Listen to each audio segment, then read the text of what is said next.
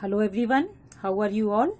I hope you have understood the first lecture in which I explained you all theory part.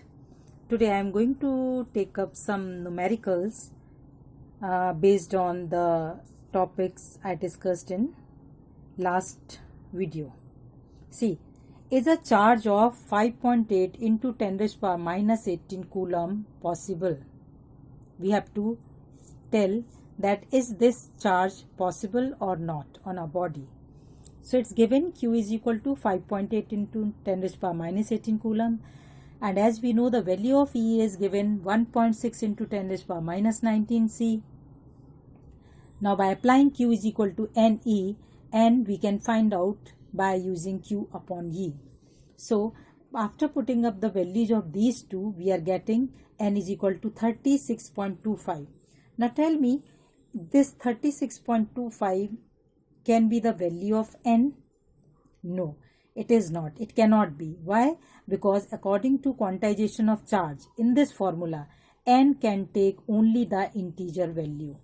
It cannot take the fraction value or the decimal value. Hence, N, as N is not an integer, so the given charge is not possible. Right? Understood the question? Now the second question is, what is the charge on a body from which 1 million electrons are removed? See, here we have to calculate directly the charge. The given is N is equal to 10 raised to power 6, E is equal to 1.6 into 10 raised to power minus 19 coulomb, and again by applying Q is equal to NE, we can find out 10 raised to power 6 into 1.6 into 10 raised to power minus 19 coulomb. See these values of these powers. After solving these powers, it will come 1.6 into 10 raised to power minus 13 coulomb. So this is the value of charge. Now we can write this plus 1.6 into 10 raised to power minus 13 coulomb. Why? Because these many electrons are removed, and as I have told you that when the electrons are ejected, when the electrons are removed from any body, then the body gains which charge? It gains positive charge. Hence the sign will come positive with this value. Fine. Now the next numerical is, an object has an excess charge of minus 1.92 into 10 raised to power minus 18 coulomb. How many excess electrons does it have? So Q is equal to minus 1.92, it is given beta, into 10 raised to power minus 18 coulomb, and E we know that it is minus 1.6 into 10 raised to power minus 19 coulomb. So by applying Q is equal to NE, we can get N is equal to Q upon E. Just put the values of Q and E, we will get 120 electrons. So these are the very small numericals.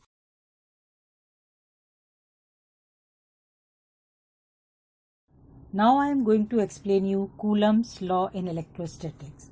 See, the formula of Coulomb's law is given by F is equal to 1 upon 4 pi epsilon naught Q1 Q2 upon R square when the charges are kept in air or vacuum. See, in statement of Coulomb's law, it is given that when the 2-point charge is kept at a distance of small r, or they are separated through a small distance r, then the force of interaction F is directly proportional to the product of charges and inversely proportional to the square of distance between them. So before deriving this Coulomb's law, I want to explain you first point charges. Point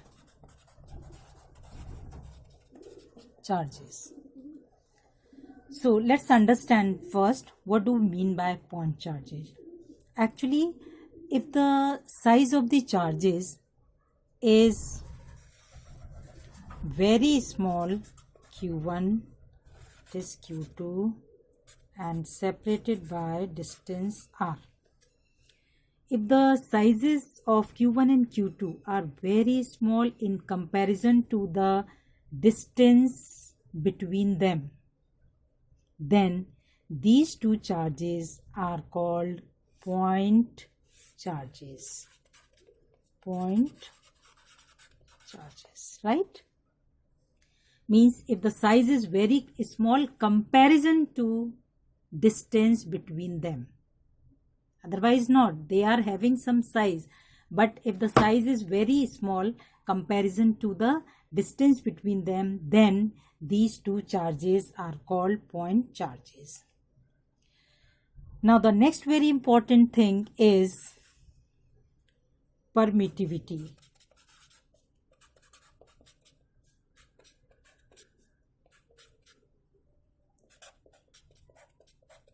Permittivity, right?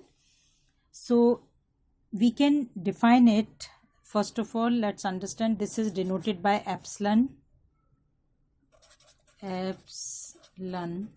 Okay, this is a Greek word, and the definition you can get anywhere, but it is very important to understand the meaning of permittivity.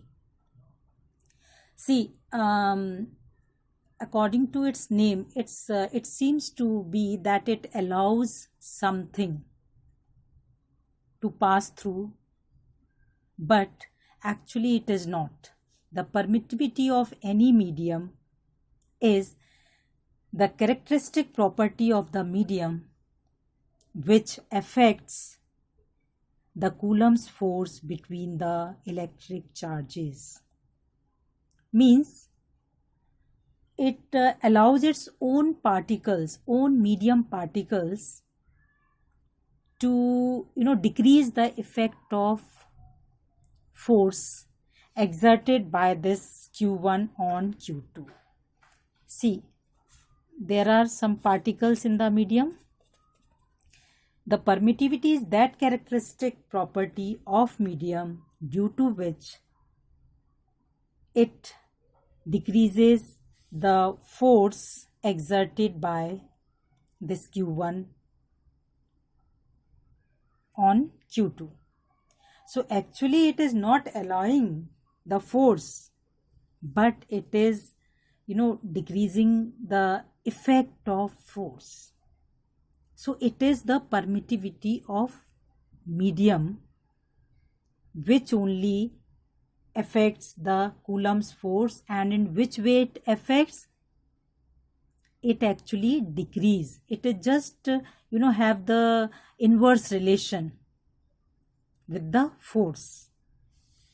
See, you can see in this formula, this is epsilon naught. Epsilon naught and epsilon are the same thing. See how it is different. Epsilon naught is the permittivity in air or vacuum, and simple epsilon is the permittivity in any medium, right? So you can see from this formula that this permittivity is having inverse relation with the force. Means if permittivity is less, force will be more. If permittivity is more, force will be less. And so now I hope permittivity is clear. Now the permittivity, as I have told, epsilon naught is the permittivity in air or vacuum. And as we know, vacuum has no particles, so the permittivity of vacuum will be very less, or we can say it is minimum. Since the air particles permittivity is also minimum, it is more or less same as vacuum. That is why in books it is written that when the particles are placed in air or vacuum. So one thing is clear, that the epsilon naught, which is the permittivity of air or vacuum, is minimum. That means what? That epsilon naught is less than epsilon. What is epsilon? Epsilon is the permittivity in any medium. Since epsilon naught is the minimum value, so it will be less than any value of epsilon in any medium, right? Now the value of epsilon is 8.85 into 10 raised to power minus 12 Coulomb square per Newton meter square. This is the value of permittivity which is calculated. Now from here, this formula, we can see if epsilon is less, minimum, then F will be maximum. So compare from here, this is the minimum value, means the force in this will be maximum.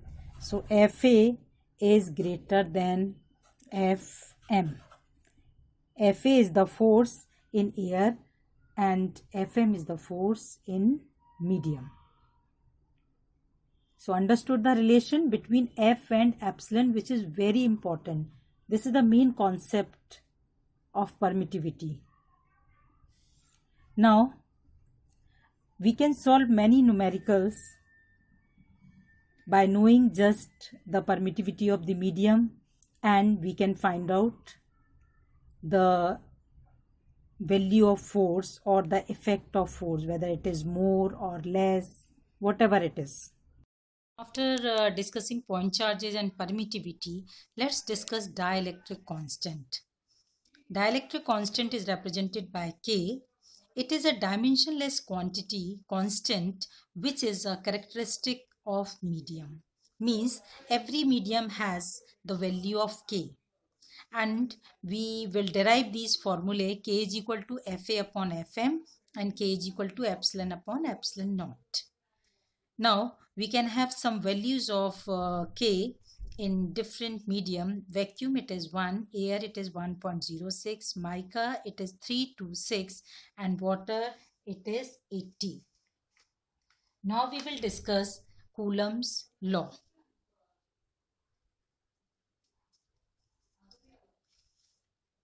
According to Coulomb's law statement, the two charges, when kept at some distance, then the force of interaction between them is directly proportional to product of their masses and inversely proportional to the square of distance between them. So according to this, let's take Q1, Q2, 2-point charges. They are separated by a distance r and kept in air or vacuum. So according to Coulomb's law, F is directly proportional to Q1, Q2 and F is inversely proportional to R square. Now combining these two equations, we will get F directly proportional to Q1, Q2 upon R square. Or F is equal to, when we remove the sign of proportionality, we get a constant. We write a constant. So here F is equal to 1 upon 4 pi epsilon naught Q1, Q2 upon R square. You see here 1 upon 4 pi epsilon naught, this quantity is a constant. And in this quantity, epsilon naught is called permittivity of free space and its value is 8.85 into 10 raised to power minus 12 Coulomb square Newton inverse meter minus 2. Now let's calculate the value of 1 upon 4 pi epsilon naught. So 1 upon 4 pi into, just put the value of epsilon naught, this one here. We will get, finally you can remember this answer. Do not calculate this whole. Just remember this answer. This is 9 into 10 raised to power 9 C minus 2 n meter square. You can see here the difference. The units of epsilon naught are this, and since this quantity epsilon naught is lying in denominator, that is why the units are just reversed. See, here it was C square, so here it is C minus 2. Here n inverse, here it will be n, and meter minus 2 will become meter square. Now let's define 1 Coulomb. We know that F is equal to 1 by 4 pi epsilon naught Q1 Q2 upon R square. This is the formula of Coulomb's law. If Q1 is equal to Q2 is equal to 1 Coulomb and R is equal to 1 meter, then F is equal to 1 by 4 pi epsilon naught into 1 upon 1 square. And what is the value of this whole? It is already, we have calculated, it is 9 into 10 raised to power 9. This will come 1. So F value is coming 9 into 10 raised to power 9 Newton. Now just let's form the language for this. The 2-point charges are said to be of 1 coulomb if they repel each other with a force of how much? 9 into 10 raised to power 9 Newton when kept 1 meter apart in vacuum. See why we are saying this in vacuum? Because we are taking epsilon naught. Now we can have other unit of charge, which is microcoulomb. 1 microcoulomb is equal to 10 raised to power minus 6 coulomb. Now we can discuss the relative permittivity, which is represented by small r, or it is only called dielectric constant K. See, we know the formula of F. Now, when we are writing the same formula for air, then we will write Fa is equal to 1 upon 4 pi epsilon naught Q1 Q2 upon R square. When the charges are kept in air. Now, when the same charges are kept in medium at a same distance, then we will write Fm is equal to 1 upon 4 pi epsilon Q1 Q2 upon R square. See, these things are same. What is different? This epsilon naught is replaced by epsilon. Why? Because here we have to consider the permittivity of medium. Now dividing 1 by 2, we get Fa upon Fm is equal to epsilon upon epsilon naught. Why? Because all the quantities will get cancelled. Only epsilon and epsilon naught will be left. And this ratio is called epsilon r. So from here we can have epsilon is equal to epsilon naught epsilon r. And this epsilon r is also called K. So we have this relation K upon, epsilon upon epsilon naught is equal to K. Or epsilon is equal to epsilon naught K. Now put the value of this epsilon in equation 2. We have Fm is equal to 1 upon 4 pi. In place of epsilon, we will write epsilon naught K. Q1 Q2 upon R square. See, the other things are same. Now take 1 upon K outside and 4 pi inside. So it will come 1 upon 4 pi epsilon naught Q1 Q2 upon R square. Now see, look at this. What is this whole quantity? This is nothing but Fa. So in place of this, we can write Fa. So what is the value of K? Fa upon Fm. So these are the two formulae. One is K is equal to epsilon upon epsilon naught and other is K is equal to Fa upon Fm. These are the two formulae for dielectric constant or relative permittivity. Thank you.